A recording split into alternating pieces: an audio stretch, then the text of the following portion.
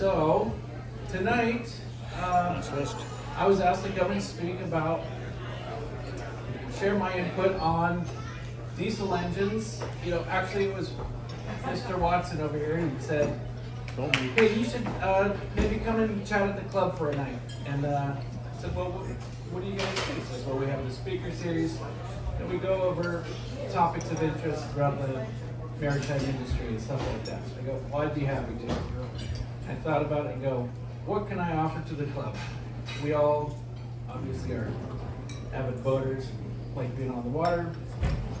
So I'm here to just share some general information about the diesel, the importance of it, what has made it so successful over the years, and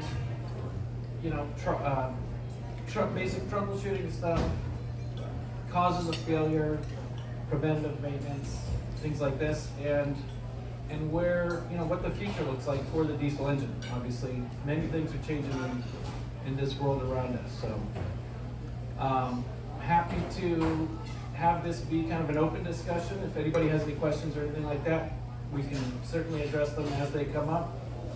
And then after a little spiel here, we can certainly dive into other topics as necessary. So anyway, well, thank you. So I guess, just Marge gave a nice little summary, but yes, for those of you who don't know, I run and operate List Marine, which is down at the Hank-Eason yard down there. And yes, we've been down at that location for many years. And it's been, we're over 40 years now, Marge, so a slight correction there.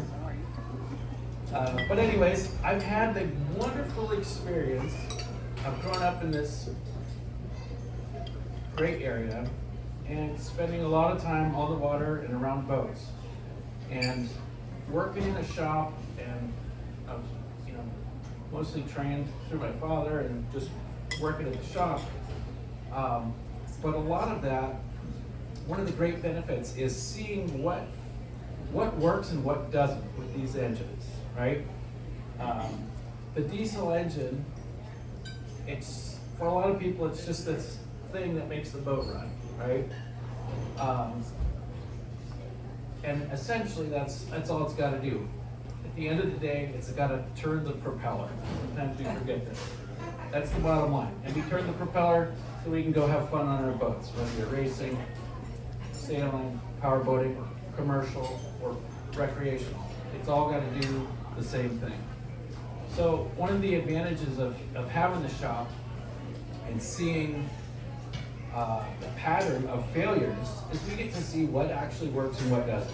And it may be surprising or maybe not, but we see pretty much the same failures over and over and over again. It's like a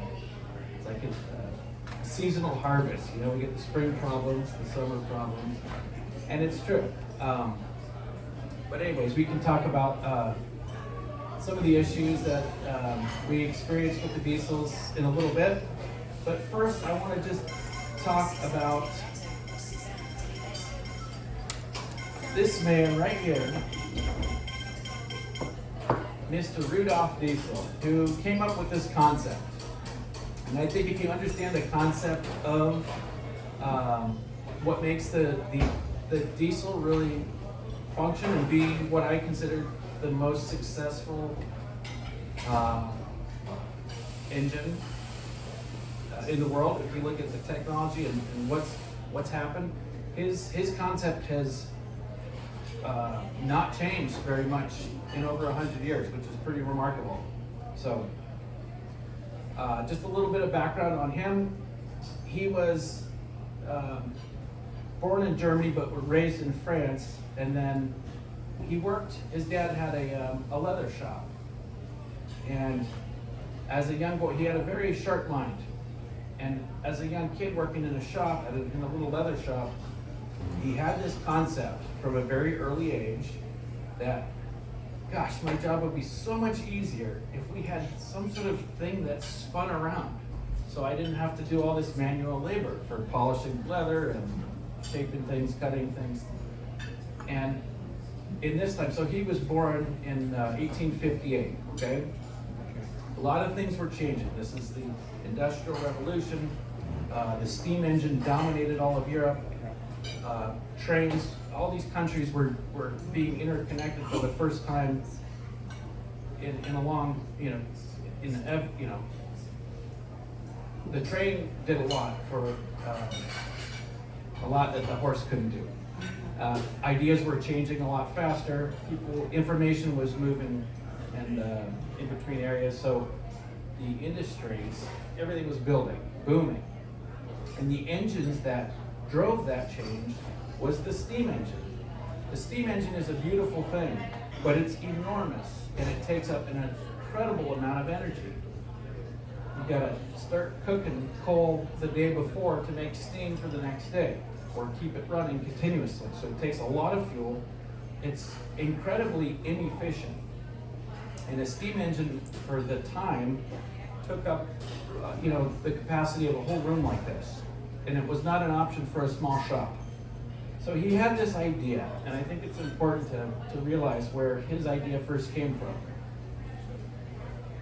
So in 1870, they got deported from France. He was in Paris, and they went over to London because the Franco-Prussian War broke out. And he got, for the first time, he's a young man at this age, 12 or whatever, and he sees what's going on in London and the coal factories and this amazing amount of soot in the air. And they're a very poor family.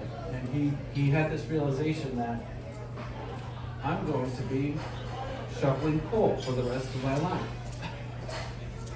Which is not it's honest work, but he wanted to do more.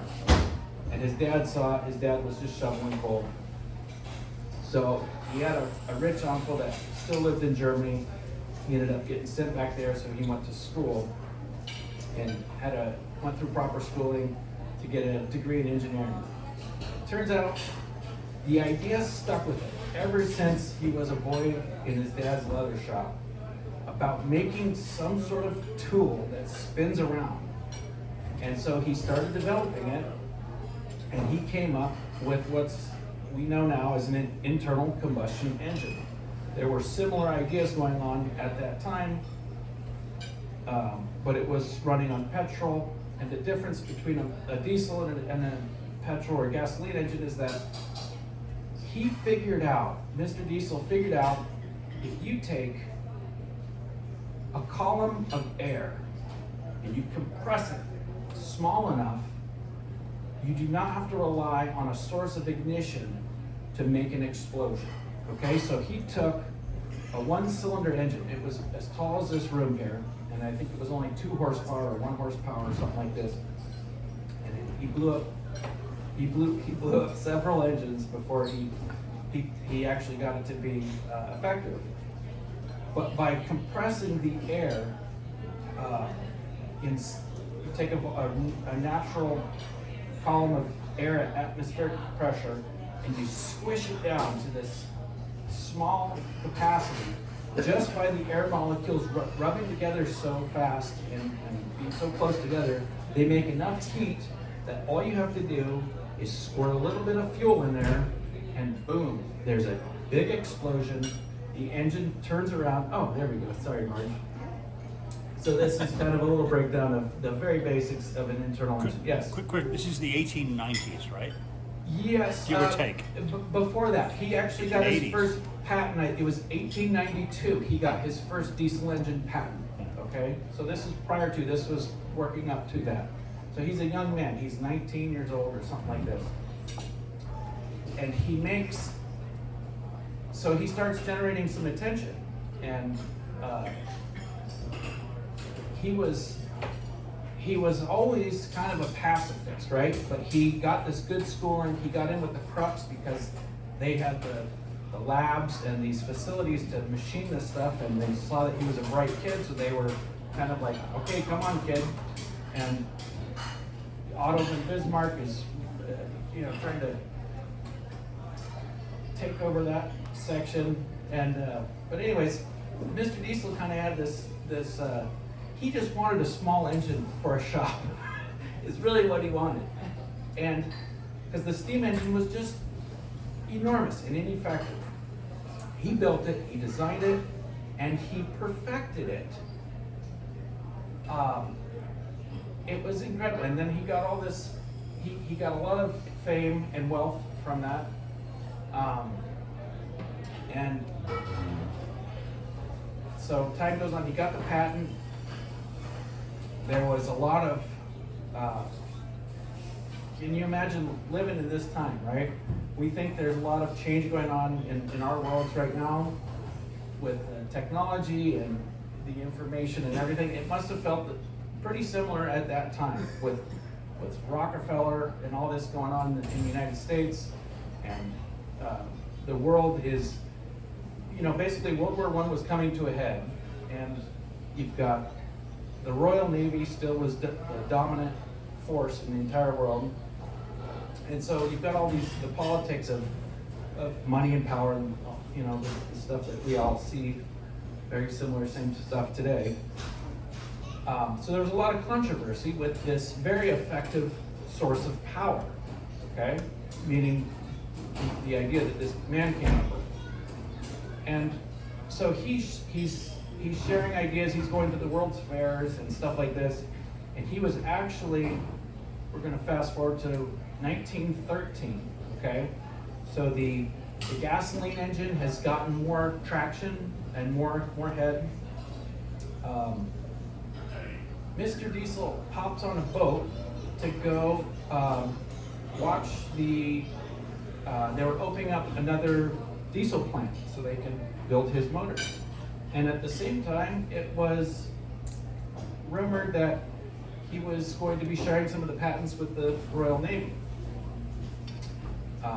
Anyway, he hops on a boat, heads over to the United Kingdom on a very calm, clear night, and they go and unload the passengers in the morning when the ship arrives, and Mr. Diesel's nowhere to be found any longer. So he disappeared. His bunk was perfectly made, his watch was on the table. They found his hat on the back deck. And so officially it was ruled as a suicide. But it was a very strange thing because if you read the accounts on it, he really didn't have any reason for it. The boat had a 4-foot railing all around, so it wasn't like an accidental fall, and it was a very calm night. So it was just a strange disappearance. Ironically, on that same boat were the petrol boys and the big oil money, Rockefeller boys, basically. So there was a conspiracy theory that he got thrown off the boat. Nobody really knows, and that mystery will probably never be solved. But if anybody's interested in looking further into it, there's a really cool book that recently came out called The Mysterious Case of Rudolph Diesel or something along those lines. But it's fascinating, and I do recommend it. Anyhow, his idea lives on today. And when we think of diesel, we think of an engine or this type of fuel. But actually, he built this engine and designed it to run on any fuel. He designed it to run on peanut oil, was his first engines, okay? And because he thought, gosh, if I'm on a little island somewhere, or if I'm in a poor country, or if I'm on a farm, in a field somewhere, what do you have for fuel? Well, you can usually grow something and generate some sort of oil if it doesn't come out of the ground. And that's what he built it on, was peanut oil. And then later got it to run on vegetable oil. That was the first diesel engines. And today, I don't know if everybody here knows this, but today, right now, all these boats out here will run. They will run, maybe not up to their optimum design, but they will run on all sorts of fuels that are in that middle range of the refinement level. So at the very base, you've got crude oil. At the very top, you've got the very volatile flammables like ether and gasoline. But right in the middle of you take a crude oil and you refine it, and everything in that middle range is very similar. Jet fuel, mineral spirits, WD-40, diesel, kerosene, lamp oil, all of these things. Your diesel engine will run pretty well on any of this. A diesel engine will run on motor oil, pure motor oil. So it's an interesting thing, and that really just speaks to his concept of what he came up with. And they'll run on vegetable oil and all these things. And all too. through compression. Through compression of Yeah. heating up the air molecules enough so you're not relying on some alternate source of ignition. Because when you have an alternate source of ignition, like a car engine or a gasoline engine, you, especially back then when engines were not nearly as efficient as they are today, they would get fouled up and they will get carbonized and fail, basically. So diesel has proved itself to be the most reliable source of power for over the last 100 years, hands down, no doubt about it. Okay? Despite the fact that the guy disappeared. He disappeared, but his patent lived, Right. and that's what it's for. So, Right. And anyway, there's some nice notes in that book too. I highly recommend it. Anyway, so this is our internal combustion engine.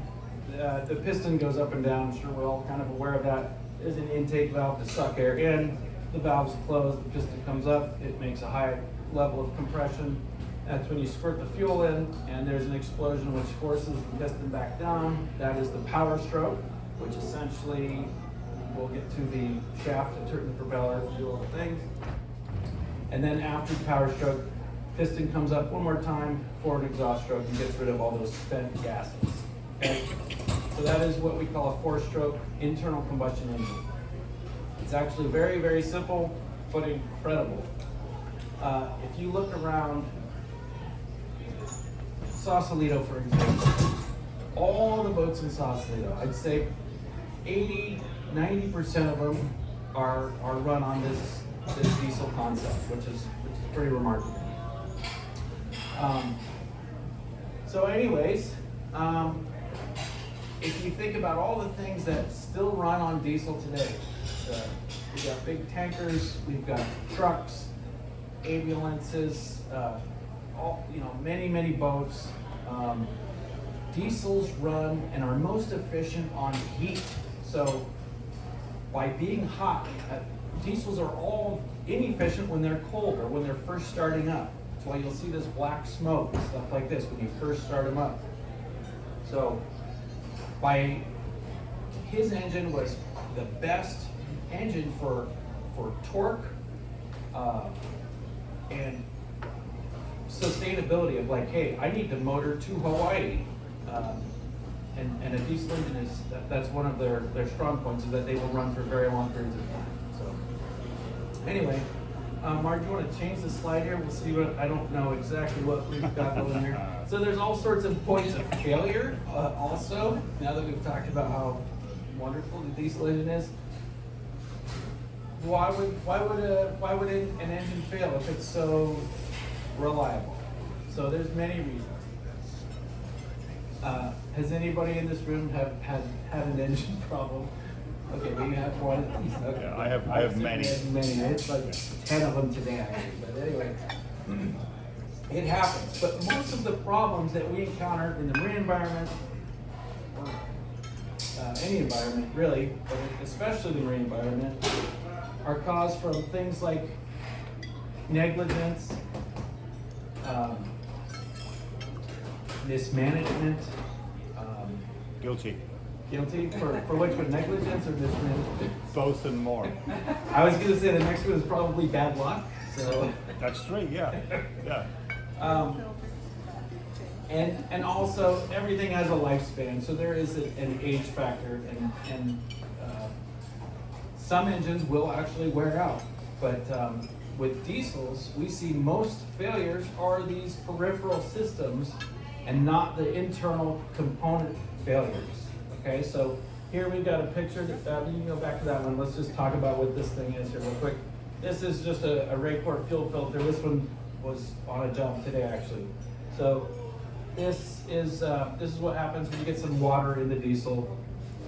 And the water's at the top or the bottom?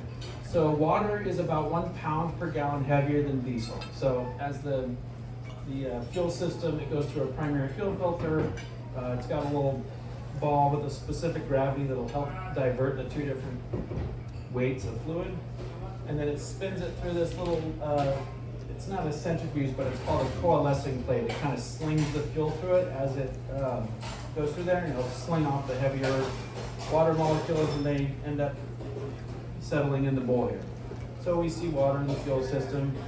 This mostly, most of the time we see that ingress through a deck fill or a vent or all sorts of things. Anyway, so that's one. We can change the slide there, Mark. What do we have here? That is an exhaust mixing elbow. This is where the hot exhaust that's coming out of the cylinder or out of the engine, you literally have fire that's coming out of that. When the engine comes up on that exhaust stroke, all the spent gases from the power stroke are being shot out of here. So there's flames that come right out of the engine. And what do you do with flames? They're too hot to run through the boat, so you inject cold salt water into it so that you can run it through a hose and put it out to transit, right? So you have fire and water mixing together, and eventually it's just a very corrosive environment. So I would say this is more of a negligent problem because it could have been prevented had anybody looked in there. This doesn't happen overnight. This is kind of a 10-year without Guilty. looking. Yeah. Guilty. So, but Mine yeah. blew up. Oh, yeah, I think this isn't a picture. I didn't bring any pictures No, to your boat. no. Mine actually blew up in Raccoon Straits. Yes, question. How do you get it hot enough? How do you get the diesel hot enough Okay. to make it? Okay, so to run efficiently, diesels run on heat, all right? Okay, just by the friction of the engine running, it generates its own heat. So the coldest time, the time when an engine is coldest is when it has been off, and you just go to start the boat for the first time.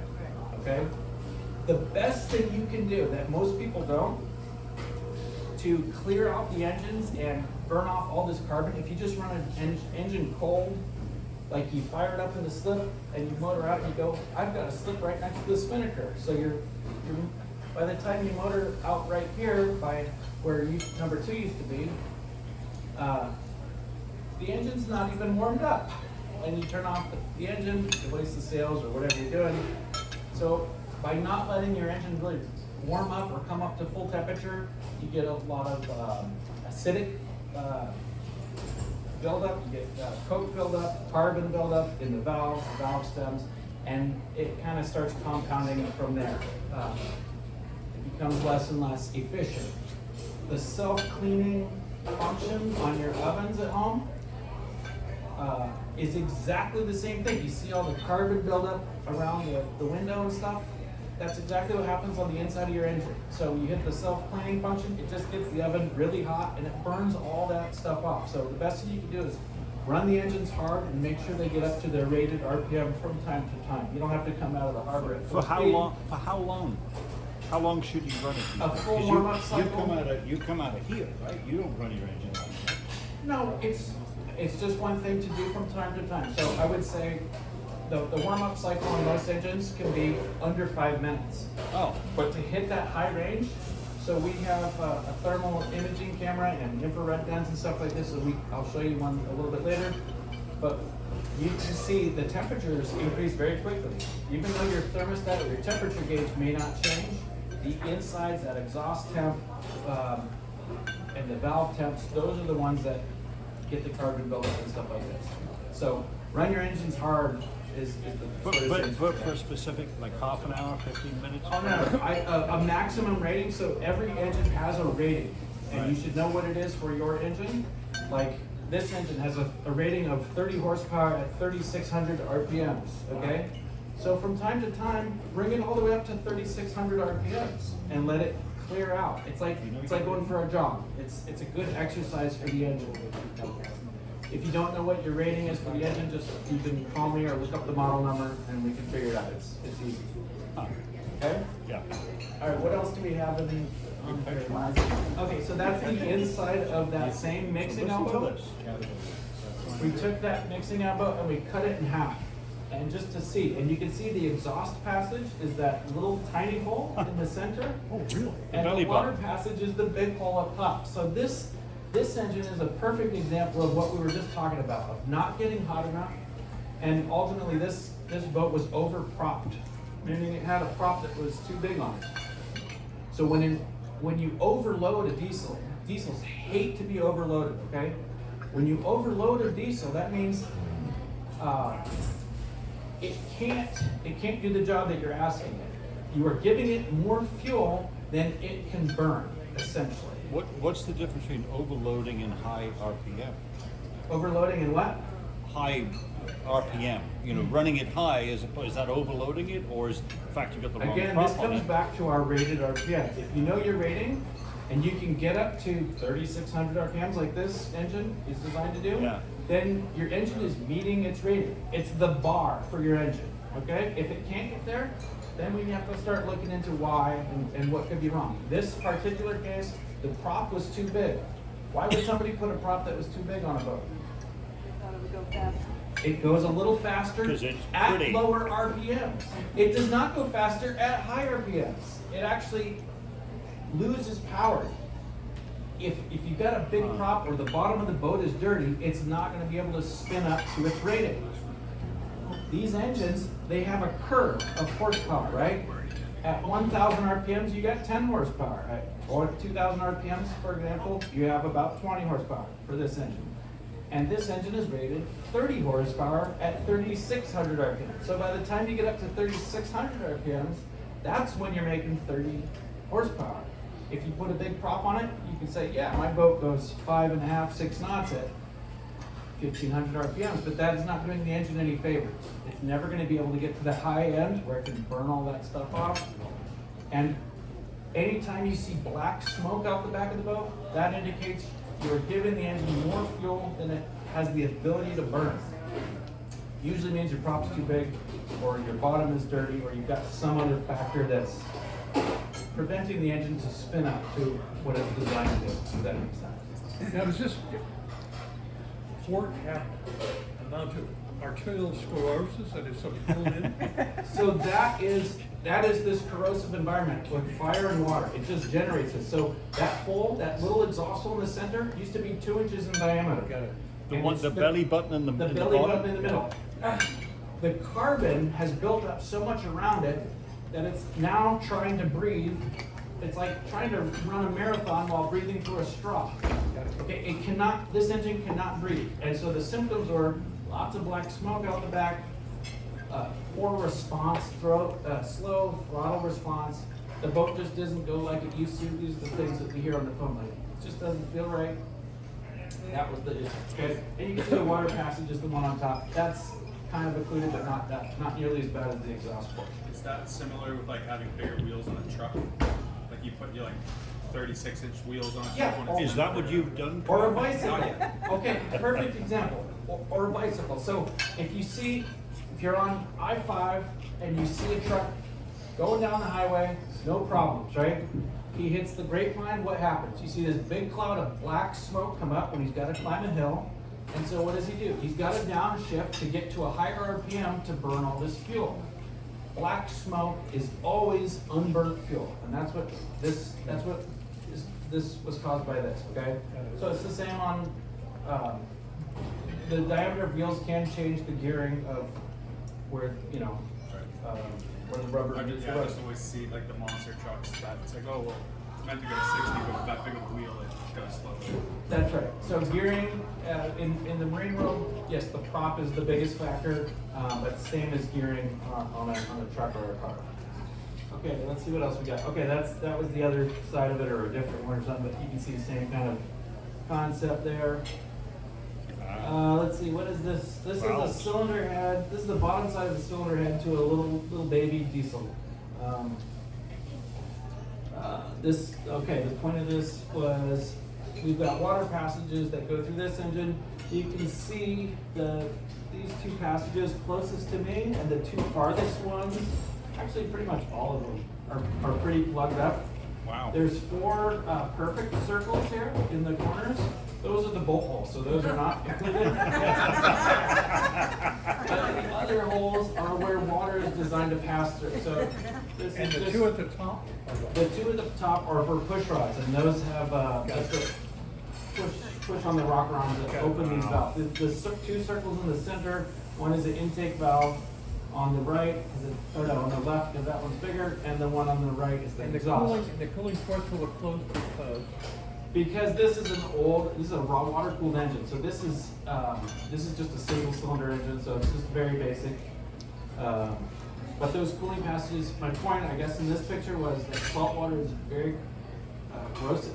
Okay. And the saltwater passages, whether you have a raw water cooled engine or a freshwater cooled engine, we're all married to these, we call it raw water cooling systems. And inevitably, they plug up. They're just, they're like arteries. They just plug up. You look at the stuff that just grows. Oh, perfect example. If you take this is a fun experiment. If you take a pot and you dip it in the bag and you put it on a burner until there's no more water, and you'll see exactly what's left. And you get all this calcium carbonate, and there's just so many minerals in the water. And so these poor little engines, they run, as often as we can use our boats, which is generally not enough. So they spend most of their lives just sitting there. And so can you imagine this little engine sitting with a system full of salt water? This stuff's gonna grow. So you gotta deal with the cooling systems from time to time, clean them out. There's some methods we have for that. What's this one? Okay, that's more cooling system scale. This one, this is one that just came out yesterday. This is a big Myanmar, but you can see the scale in there. You see that layer of calcium? I'm sorry, what are we looking at? So right in the center here, so this is a dead zinc, but there's still some of it there. So the zinc is still doing its job. But this scale here is what I was trying to show. This is a heat exchanger. This is right? a heat exchanger Okay. where the salt water goes through all these passages, and then you have coolant, like the glycol, ethylene, regular coolant, that goes around all these passages. It essentially does what a radiator does in a car, okay? But the point of this is just to see this layer of scale here doesn't happen when the engine is running. It happens from all the hours of this engine just sitting there, and you can tell that's where the water line is.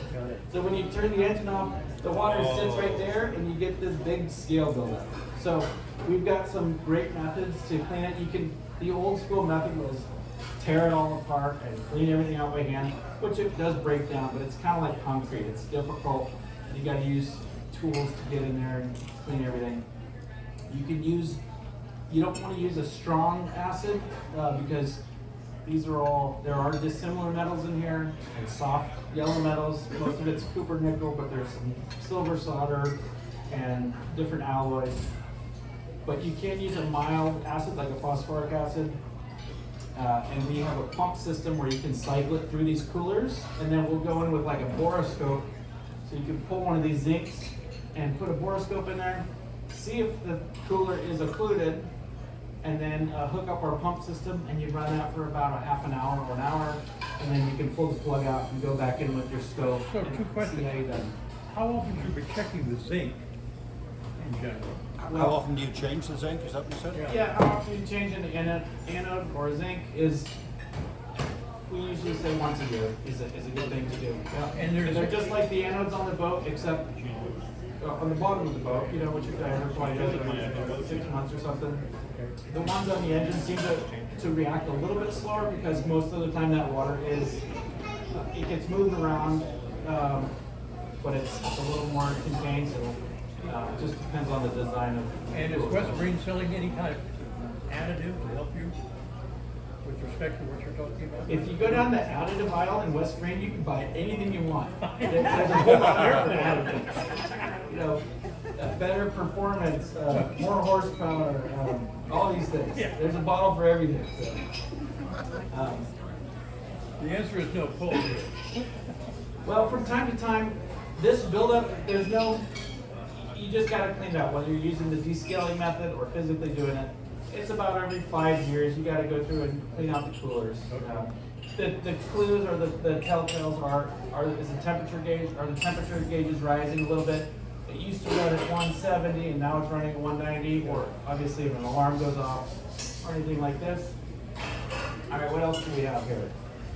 Ooh. Okay, so there's an old rotten heat exchanger. That came off of an old Perkins. That actually might be yours, Mark. I think your dad took this off my That's I like, really that's think like he took it mine. off my Okay, old it might be Perkins. yours too. You know, Off my old Perkins, sure. you know the truth You have a is, Perkins too? Yeah, it happens to all of us. Even and truck went the wrong way. Perkins, sir. yeah. Perkins. Okay, so anyways, you can see where the pink kind of copperish metal is showing there. Whenever we see that, that means nobody has done a zinc on this in a very long time, and the Cooper nickel, all the zinc gets leached out of it, and it turns into this really dull, dead. You know, a brand new prop is bronze and it rings like a bell, and an old dead prop that hasn't been zinced, it's just got a thud and it's really pink and weak, and it just falls apart if you bang on it or anything like that. So you can tell by the color of it kind of how it's been maintained, and obviously this one's just really old. So that would be more on the negligent side. Okay, this was another one. Let's see, this is one we're working on today also. We're putting a new engine in this boat, and this was way in the back. It's just an old exhaust. It's essentially just a muffler, but it's falling apart. And again, that's just corrosion. You can see this. His wife called him, don't worry. I hope I'm not that boring. This is exhausting. No, it's his wife. All right. Had fun. So, but with this exhaust pipe, you can see it's got a welded, there's several welds in the bottom. And anytime you weld, you've got dissimilar metals. So if we saw something like this, if it's got dissimilar metals and salt water is going to be sitting in it when you turn the engine off, it's got to have a zinc, otherwise it fails eventually. But, you know, this guy got 20 years out of it. All right, what's the next one? Okay, that's just a wire mesh. Oh my God. Yes. Hey, going back to the Perkins. Yep. So I got a Perkins M30, right? Okay. How do you identify that your heat exchanger is going bad? Like, you're just visually looking at it. Okay, so the M30 is a much better engine than that what that heat exchanger came off of. The M30 has a core that goes through the manifold where the heat exchanger is, and on the outside of the manifold they use these rubber boots with two hose clamps on it. Okay, those hose clamps separate the salt water from the coolant, or the fresh water is what we call it. So that heat exchanger has no zincs, and the reason for it is because they isolated all of the electrolysis. They isolated the dissimilar metals through those rubber clamps. The M30 does. The M30. So it's a much better design. So you have no anodes. So from time to time you can pull those caps off if you have to, but it's generally something, that style, that M30, does not have a habit of getting occluded with the calcium or being depleted from no anode protection. So, so to answer your question, not very often. Yeah. I wouldn't do it just if you were bored. So my heart needs thing. Okay, so this one, I don't know what the point of this was other than sometimes It's a rat's nest. you walk into on a job when the guy's like, well, this is actually a big catamaran we're repowering right now, so we're putting 2 new engines in it, and it's like, and clean up the wiring a little bit too. Okay. So with boats, that's what happens. Okay. With boats, you know, you get a boat and everybody does their little part on the boat. And some of these boats have been hanging around for 30, 40 years or longer, and you can get like, it's like a timeline of people's pipe dreams, or sometimes they're successful, but often it's like fire hazards and stuff. So you gotta be careful. Obviously you always gotta be on the lookout for things that can cause danger. Nobody wants to get hurt. When we see something like this though, it's obviously, we gotta clean that up. So, anyway, there's that. Okay, this one here. Does anybody, okay, this one, I just sea trialed this boat about 3 hours ago. Does anybody notice anything funny about this picture? I took a picture of it for a reason. So at Where's two, the clutter? No. It So actually this looks- was a mismanagement, actually. hang on, here we Back go. up, yeah. I don't want to. Oh yeah, the gauge second from the left. What's going on there? So this was a mismanagement. This boat actually pumped some fuel out. Okay.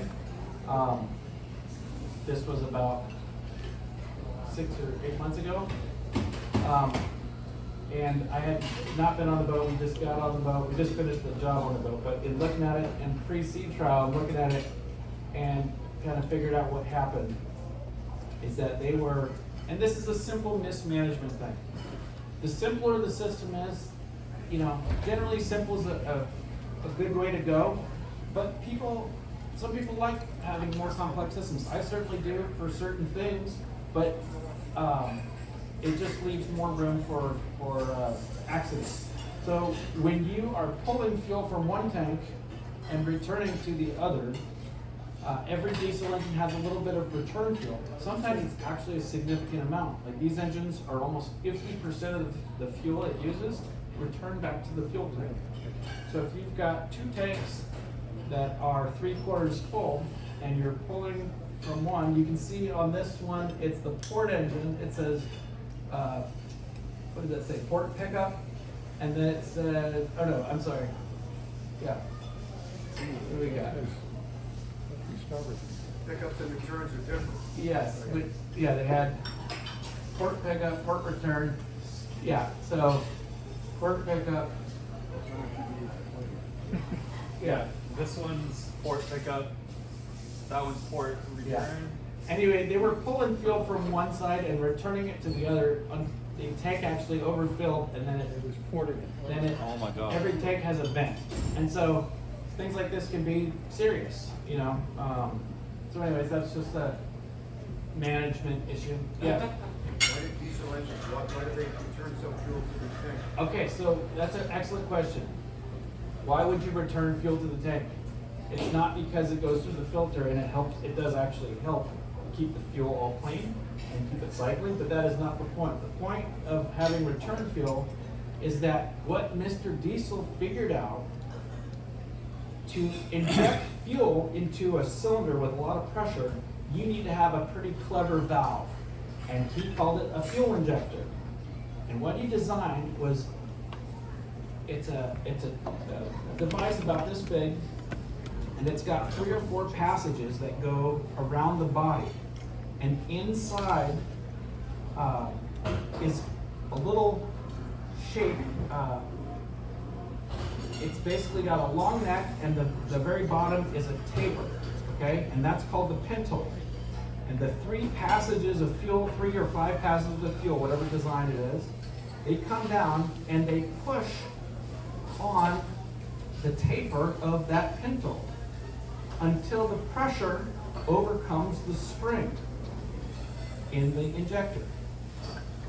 By the way, most of these diesel engines that we see out here, like these ones here, and all the pictures we've looked at today, except for one, have pressures. The diesel injection pumps run about 3,000 psi.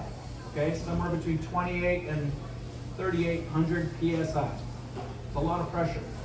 So when the injection pump generates that pressure, it pushes on the taper, it forces the pintle to open, which allows the fuel to come rushing out.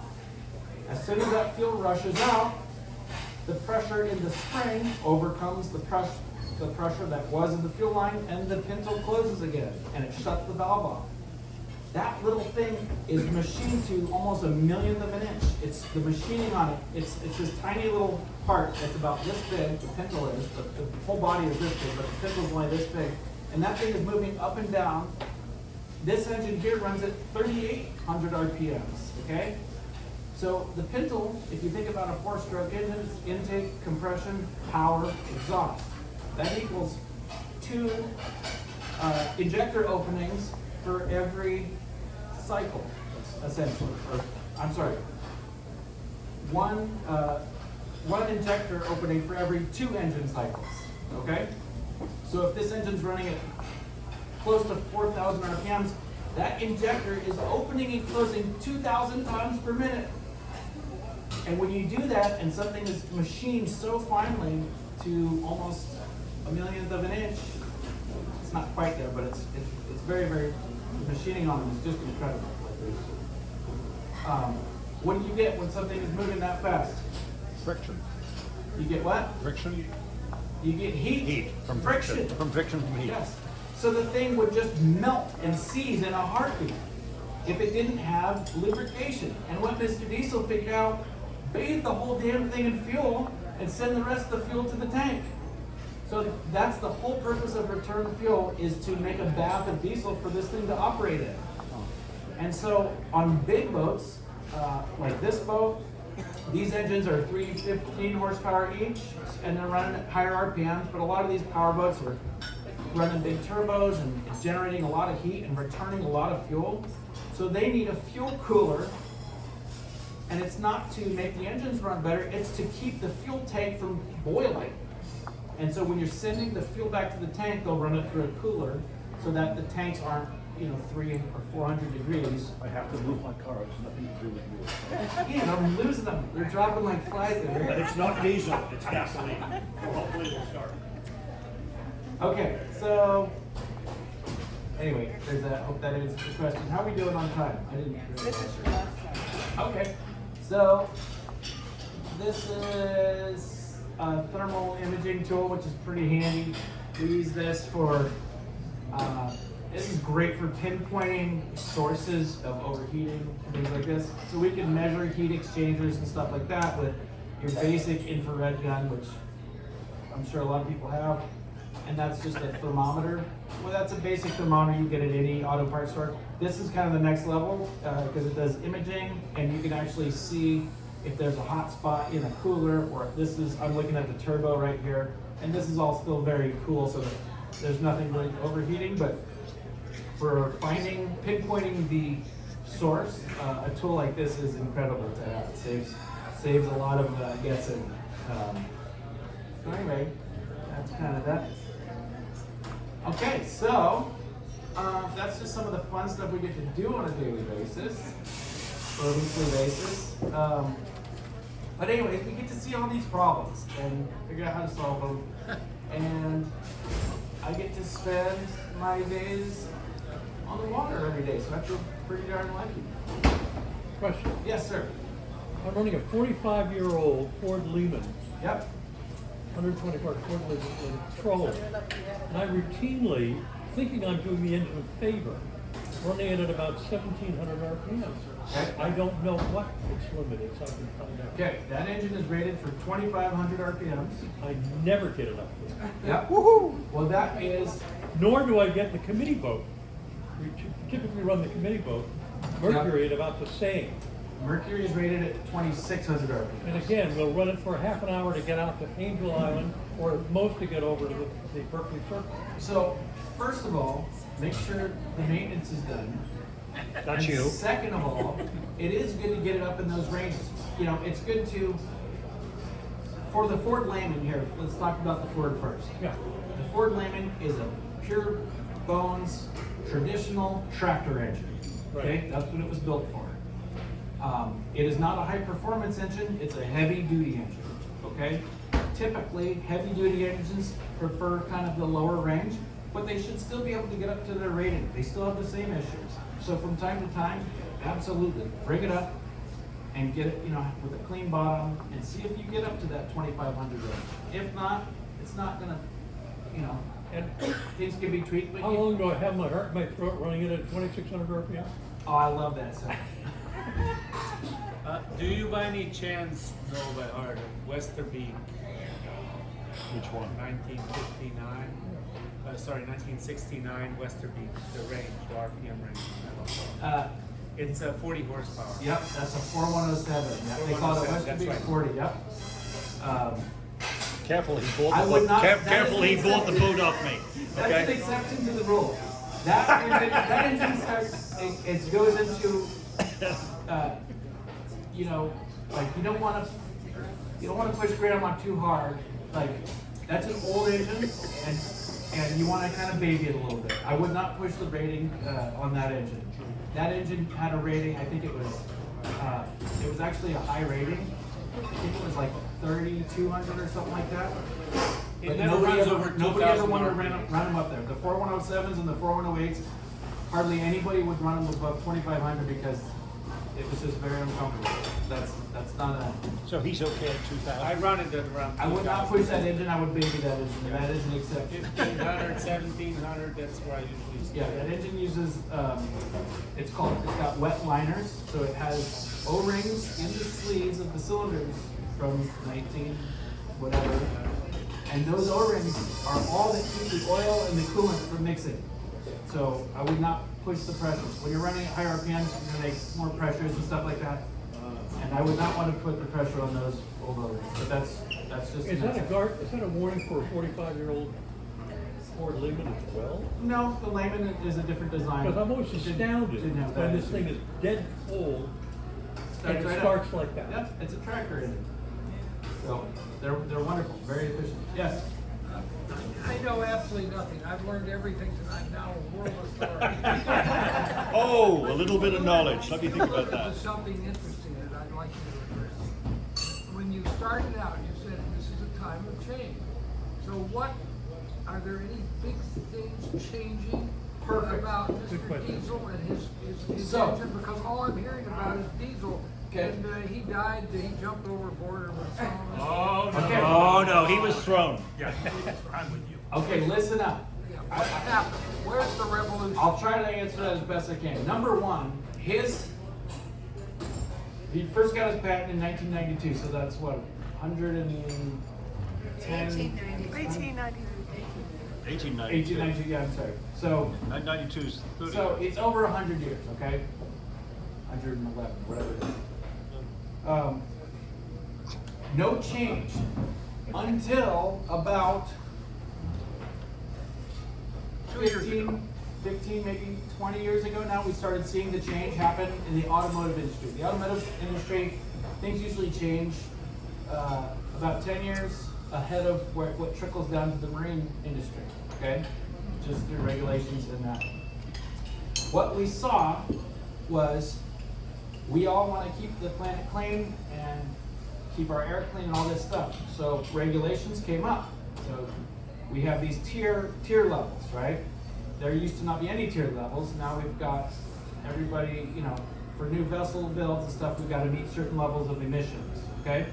So that drove the biggest change that we've seen in the diesel engine. And what that was they figured out, they said, how do we make these things burn cleaner?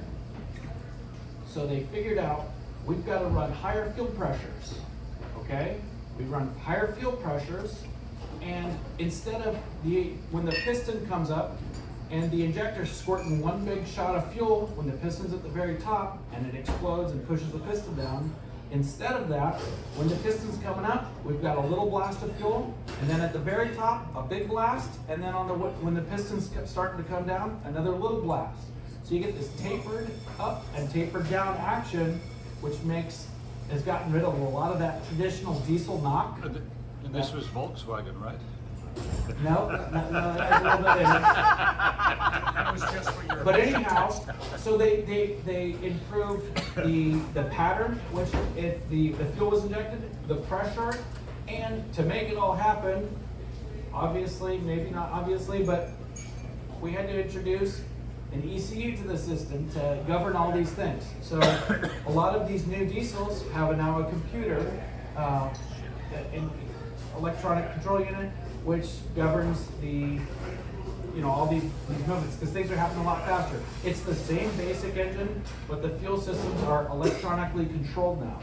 Now with it, just take a guess, anybody here, for if there's a new, like the engines we're installing right now are common, we call it a common rail engine. Guess how much fuel pressure are running through those lines? Any guesses? If all the traditional diesels were in that 3,000 range, They're probably higher, right? So They are definitely 6,000 higher. or something silly. so we're talking about 40,000 PSI.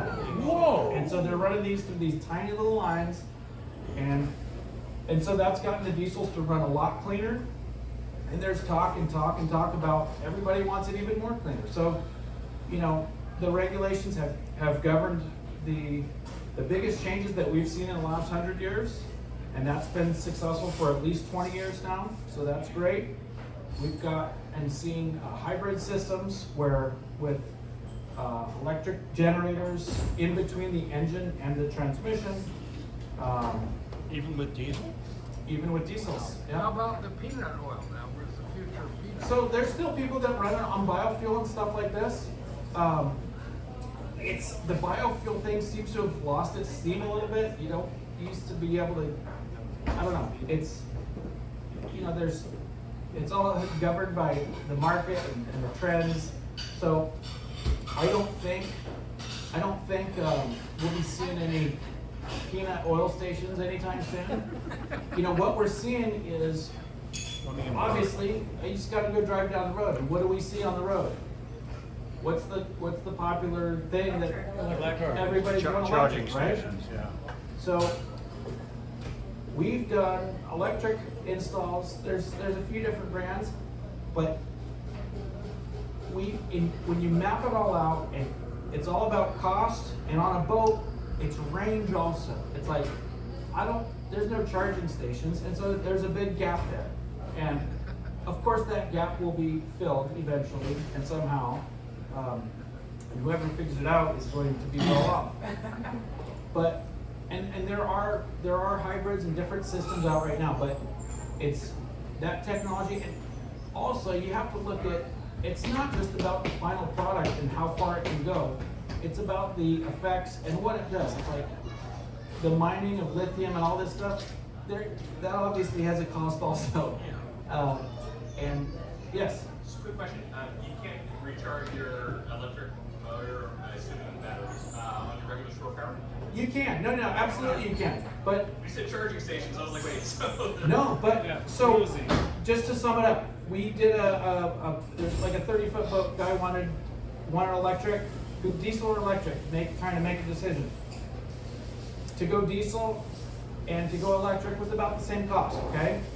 Except to go electric, where technology's at right now, with the battery technologies and everything we have right now, and as much room as he had in the boat to work with, the battery banks, it was a 1 hour max running time. And so that'll get you maybe to Angel Island and back if you leave from here, but maybe not. So anyways, that's where we are right now. And it's, obviously it's going to keep getting better. But if I was to get on a boat, if somebody said, Hans, take this boat and go to Hawaii or go to SoCal or Seattle or wherever, my first question would be, what are your engines? And I would make sure it was, I feel more comfortable personally on a diesel engine, a diesel powered vessel. Yes. Are there certain brands of engine that Oh, Mark, you that's a watch out leading for? question. You know I'm a Yanmar man. I have the Perkins, so But he I has the love West all Bay. types of engines. I love I do. Yanmar. Well, I do. Yeah. But I love a simple engine. I love a simple concept, and those seem to be the most reliable. What are the ones you watch out for when somebody picks up the phone and Oh, calls you? I don't want to answer that question. I don't want to make anybody feel bad. Yes. I had the privilege of being on a 100-year-old wooden boat with a 100-year-old engine. Oh, cool. And She has pictures. I have a picture of Atlas. And I think Atlas was originally in the East Bay. Uh-huh. Was a manufacturer of these old engines. Okay. Question. I don't know. I know the. Do you know the Atlas manufacturing company for old? Oh, Atlas. Yes. Atlas. Yes. Right. I do. Yes. So it's an old Atlas engine. It's Awesome. running beautifully. That's wonderful. Today, so I have a photo Well, and I can show you all the pictures. I would love to see that. Yeah, I'm a fan of old stuff. I've got one of my boats is an old 1928 double-ended salmon trawler. So, but that's got a newer John Deere. So. But anyway, I love old engines. My dad has he's built an antique engine museum in the back 40, which is pretty cool. So, anyway, he is, yeah. Dad's still around. So our family, our business has really been a family business. My dad started it, my mom worked there, my sisters have both worked there. My sister Jessica and I ran the shop for a long time. And this summer I had all three of my daughters working there, so. Well, The torch which begs the goes on. question, Yes. are you still booked out months ahead? You know, yes. He was, I mean, he was. so here's the deal. The service industry is naturally very difficult. We have more boats than techs, and that's the bottom line. And so we've built up a client base over all these years, and we try to take care of everybody. And we do take care of, you know, We have youngsters coming along interested? we do, yeah. We do a workshop at my shop. We're doing one on Friday, and I'm training all the kids from Spalding Center that's doing their thing. It's a great use class. I was raised to take it. We're training the kids at modern sailing as well, and so we're doing our part to keep this industry alive. It's a wonderful industry, whether it's commercial or recreational. All of us just want to keep the boats running, and just like anything else, a boat. Teddy Roosevelt had this quote of, you do what you can with what you got for wherever you are. And I think that really rings no place truer than on a boat. But you really get out of the boat what you put in. And so, you know, if you take care of the engine and do a little homework, just take a peek in there once in a while and look at things, that's half the battle, just caring enough to take a look. I don't think looking really covers it. I think looking and understanding, which I've learned from Well, you, yeah, thank God. take the time to think Yeah. about it, you know. But anyways, it's an important part of all these boats, and if you give them some basic, you know, water and food and teach them good values like a kid, then you know, hopefully they grow up to be a nice diesel engine that you're proud of. Anyway. So, yes. Where do you get your techs from, and where do they typically get trained? We do a lot of in-house training. I've had guys come out of Cal Maritime. Right now, we're a crew of 7, so we're definitely a small business. And so, most of the time, you know, it's a hard thing here in Marin to find talent that either what I look for, I'm looking for people that have a love of the water and boats and the maritime scene, or somebody who's has a passion or a love for mechanics and engineering and fixing problems. And if I can find that magic where those two things, those are my two biggest things, so kind of one or the other, I'm all ears. And who can also afford to live there. That was the third one I was just about to get to. It's like, and if you're young and enthusiastic, even better. But it's a hard thing to do. And so it's not easy, but obviously this part of the world needs us. We have a part here. And so we're doing our best to train and encourage people to stay in the scene, because staying in the scene is hard enough. Getting into the scene is even harder. And so people who, you know, open the door for folks that might not otherwise have that opportunity, I think is always a good thing. So the door is open. I have one more question. Yep. I'm gonna let you go. So, I've been noticing less and less boating over the years. Are you seeing the same thing? Do you see less voting? Huh. Yeah. Up in the Delta, even here in the Bay Area? Well, it's a funny thing, because I was touched on this conversation earlier with Mark about there seems to be more and more boats in there. Like, these old boats don't really just go away or disappear. Some of them get crunched up and recycled, but so many of these boats, the engines will actually outlast the owners or the circumstances, and so, but they keep, every year they're still making more boats, and certain people, you know, anyway, so I don't know. There's a lot of landfill. I want to do my part to stay on the water, so that's all we can do, right? Is lead by example. Do you think that back to the question around where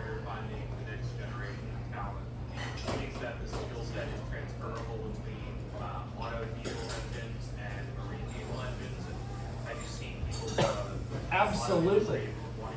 Absolutely. The beauty, one of the real benefits with diesels is that the concepts are exactly the same, whether it's a truck, a car, a motorcycle, and yes, we have made a diesel motorcycle. But whether it's a 1-cylinder or a V12 Detroit, it's all the exact same components and concepts. And so, to answer your question, yes, absolutely, that information is transferable. And that's why, you know, anybody who's into that field, we're always welcome to bring money to them. You know, another field that I'm getting involved in is agriculture. And yeah, a lot of diesel there, 'cause we depend on it. Yeah, It's simple. Yanmar, for example, Yanmar is the #1 engine manufacturer in the world, non-automotive engine manufacturer. Well, the gentleman that left here abruptly, I think his wife called, he has two Caterpillar engines. Yeah, I've got a Caterpillar from- engine yeah. in one of my Yeah. vehicles. Yeah. Because that's a crossover from agriculture, right? They tell, I had the pleasure of meeting J. Irwin Miller, who was head of Cummins Engine Company. many Yeah. years ago. It's a legendary story about this remarkable man. And his daughter came to him and said, "Daddy, I want to be a lawyer." He said, "Darling, lawyers are people you hire."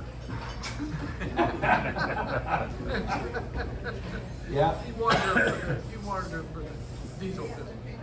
Yeah, well, there's some truth to that. But anyway, well, I'm here for questions if anybody needs anything. Otherwise, it's been a pleasure. Yes, Emmett. Hi, my name is Emmett, and I just wanted to give a little color to this. Hans has been kind enough to come here and speak about these motor things, diesel engines. I just thought it might be interesting for all of you to know, I've raced sailboats all my life.